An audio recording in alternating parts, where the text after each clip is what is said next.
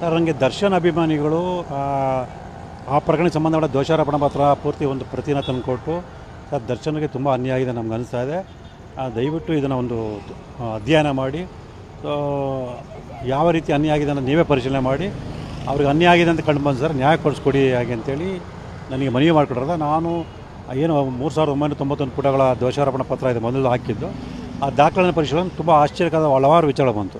So ಮೊದಲನೇದಾಗಿ ಆ ಪೊಲೀಸರು ಸಂಗ್ರಹ ಮಾಡಿದ ಸಾಕ್ಷ್ಯಗಳನ್ನು ಗಮನಿಸಿದಾಗ ಸೊ ಮಲ್ಲಿಕಾರ್ಜುನ ಸ್ವಾಮಿನ ಕಿಡ್ನ್ಯಾಪ್ ಅಂದರೆ ಅಪಹರಣ ಮಾಡ್ಕೊಂಡು ಬಂದಿಲ್ಲ, ಅವನ್ನ ಬೆಂಗಳೂರು ಕರ್ಕೊಂಬಂದಿದ್ದಾರೆ. ಅವನು ಕೂಡ ಅವ್ರ ಜೊತೆ ಸಹಜವಾಗಿ ಬಂದಿದ್ದಾನೆ. ಯಾವುದೇ ಕಿಡ್ನ್ಯಾಪ್ ಮಾಡೋವಂಥದ್ದು ಅಪಹರಣ ಮಾಡೋವಂಥ ಯಾವುದೇ ಒಂದು ಅಲ್ಲಿ ಸನ್ನಿವೇಶ ನಿರ್ಮಾಣ ಆಗಿಲ್ಲ ಅಂತೇಳಿ ಎಲ್ಲ ಕಂಡು ಬಂತು.